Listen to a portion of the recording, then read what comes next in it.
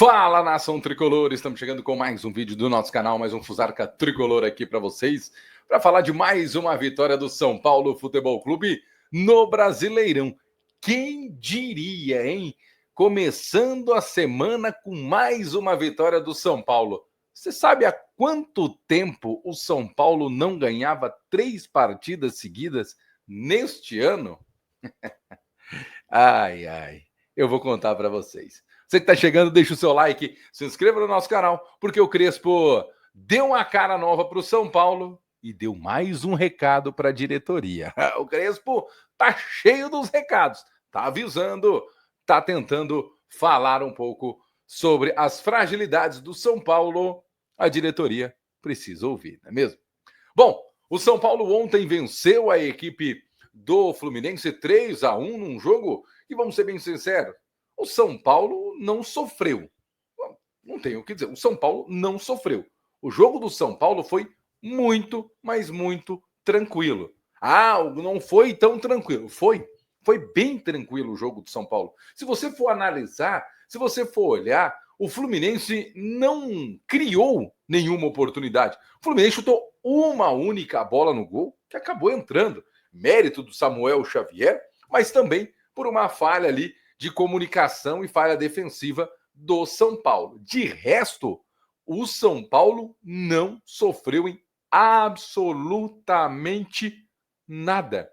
Você viu o São Paulo tomar sufoco? O Fluminense ontem pegou a bola e deu aquela pressão, que bola que cruza e chute e não sei o que, e o Rafael defende. Teve uma ou outra bola interceptada, aquela coisa toda, logo depois que o Fluminense marca o seu primeiro gol, que aí é natural, o time sofre o gol e depois dá aquela recuada. Mas, de modo geral, o time não sofreu, o São Paulo não sofreu. E o que chama atenção também é o que o Crespo até disse na coletiva. Diferente do Zubeldia, esse time do São Paulo gosta da bola, gosta de ter a bola. A gente já tinha visto um belo gol contra a equipe do Juventude, bola triangulada, bola de pé em pé, e o São Paulo marcou até um gol muito parecido que foi anulado pela arbitragem, que eu vou ser sincero, eu fiquei na dúvida, muita gente falando que foi bem anulado, muita gente dizendo que não foi tão bem anulado assim, enfim, fiquei na dúvida, que foi o gol do Damian Bobadilla, bola de pé em pé, aquela coisa toda, triangulação, time que gosta muito da bola. Mais uma vez, diferente do time do Zubeldia.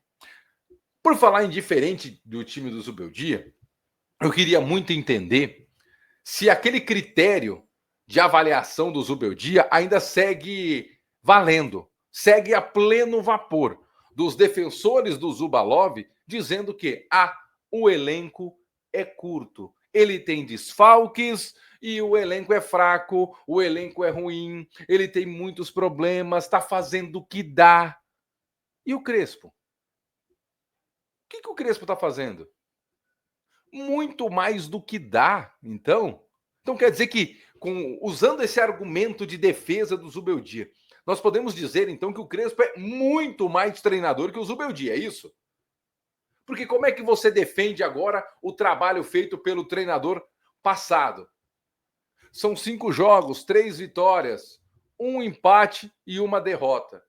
Como você avalia então o trabalho do Crespo, que em menos tempo conseguiu fazer coisas que o Zubeldia jamais conseguiu fazer, como, por exemplo, vencer 3 partidas em sequência.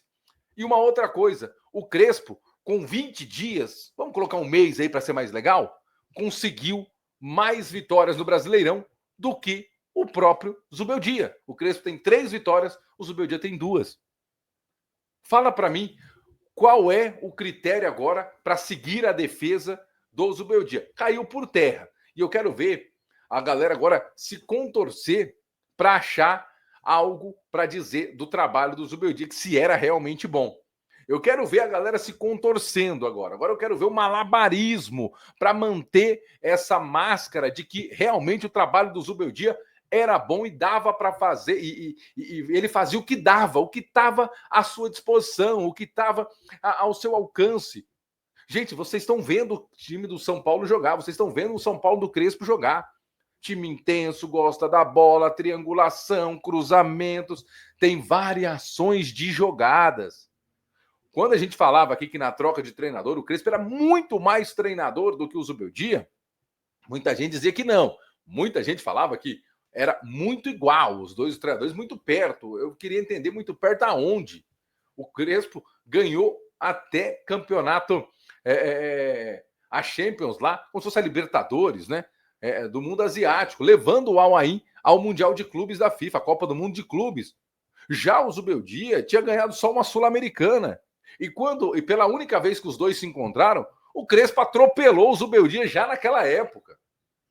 Então, assim, só para dizer, vai ficar falando aí. Não, a gente precisa falar, porque muita gente dava o trabalho do Zubeldia como algo muito bom. E a gente que falava que o trabalho era ruim, que o treinador era fraco, que ele não conseguia extrair nada do elenco, a gente foi taxado de torcedor contra. Porque normalmente é assim, né? Normalmente é assim. Quando você dá uma opinião adversa, quando você vai contrário ao que pensa muita gente, você é o errado. Você está torcendo contra. Você está jogando contra. Então vale a pena a gente falar isso mais uma vez para mostrar que o trabalho do Crespo é infinitamente melhor que o trabalho do Zubeldia. Se o Crespo sair de São Paulo hoje, ele já vai ter feito mais do que o Zubeldia fez em 85 jogos. Foi 1 ano e meio, gente. 1 ano e meio que nós perdemos com o Zubeldia, achando que ele poderia fazer algo, achando que ele poderia mostrar algo. E a gente vê que não é bem assim.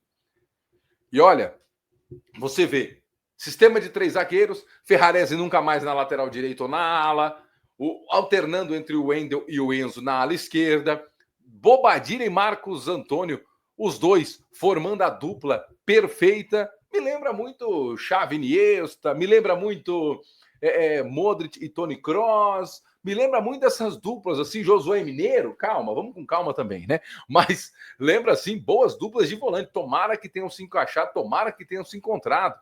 Outro jogador que está voltando a comer a bola, Luciano, voltando a comer a bola, não toma cartão, não reclama, só joga bola, não é mesmo? É o reflexo de você não ter um treinador maluco na beira do gramado.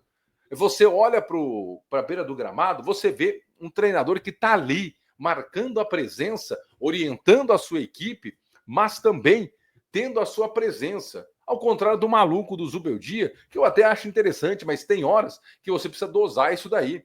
Como é que você vai pedir, por exemplo, para o Luciano não tomar cartão, se você tomar cartão a todo momento? E isso é o que o Zubeldia fazia. Então, o Luciano já mudou o comportamento, está jogando bola.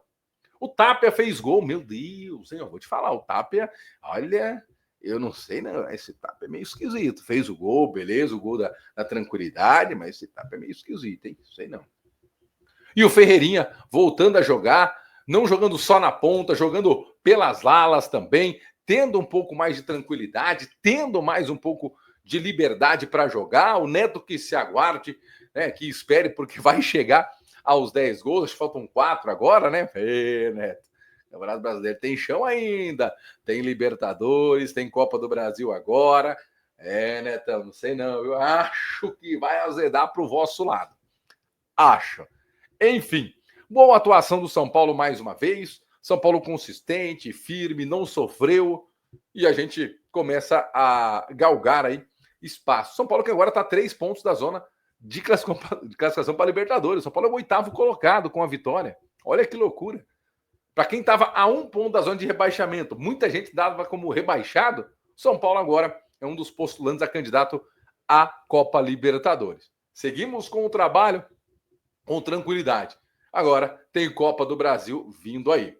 Na coletiva, o Crespo meio que deu uma pista que pode ser que mescle o time do São Paulo para o duelo contra a equipe do Atlético Paranaense na Copa do Brasil. Até porque ele tem alguns desfalques no brasileiro, por exemplo, o próprio Ferreirinha, o próprio Alan Franco, que tomaram cartões amarelos. O São Paulo entrou em campo contra o Fluminense com 6 pendurados. Então esses jogadores devem sim ser desfalques. Vão ser desfalques e devem ser, então, utilizados na Copa do Brasil na quinta-feira, no Morumbi, diante do Atlético Paranaense.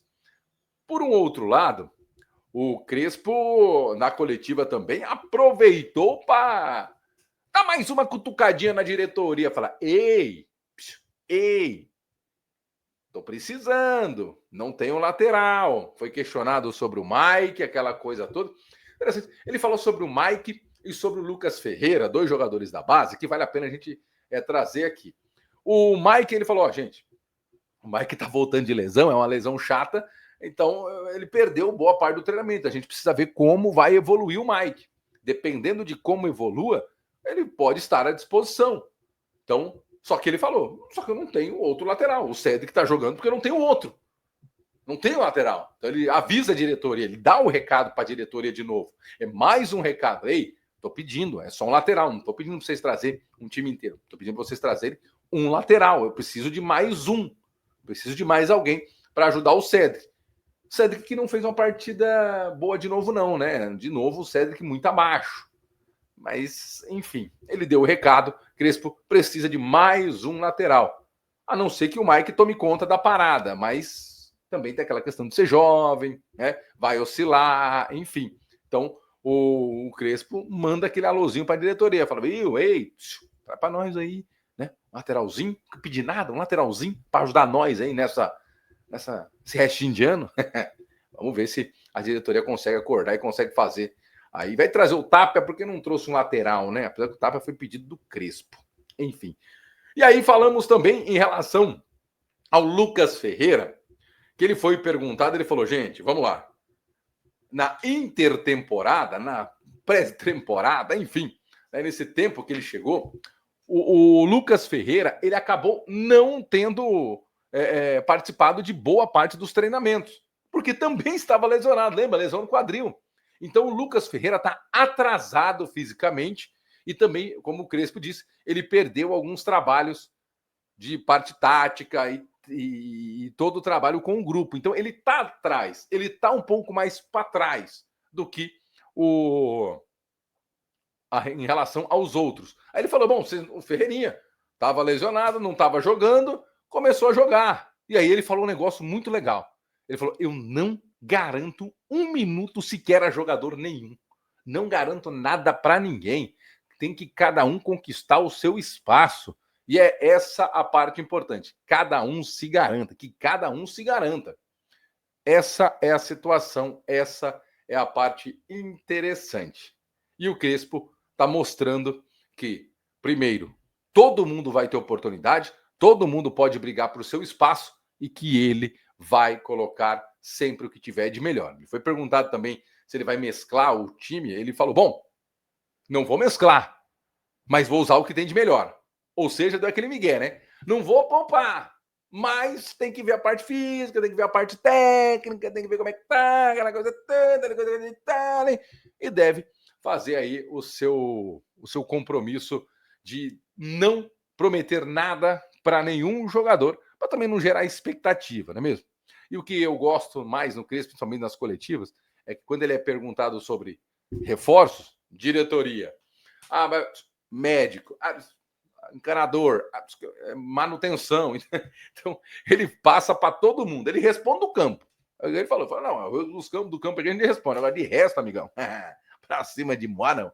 Já entrei pelo cano aqui outras vezes, não vou fazer isso de novo, não vou chamar a responsa toda para mim. Beleza? Esse foi o nosso vídeo de hoje. Espero que vocês tenham gostado. Mais uma semana que se inicia com São Paulo vencendo. É bom demais! Ai, como é bom ter treinador, não é mesmo? Como é ótimo ter treinador. Um forte abraço, cuidem-se todos. Valeu demais, gente. E até a próxima. Tchau. Não esquece de deixar o like, hein?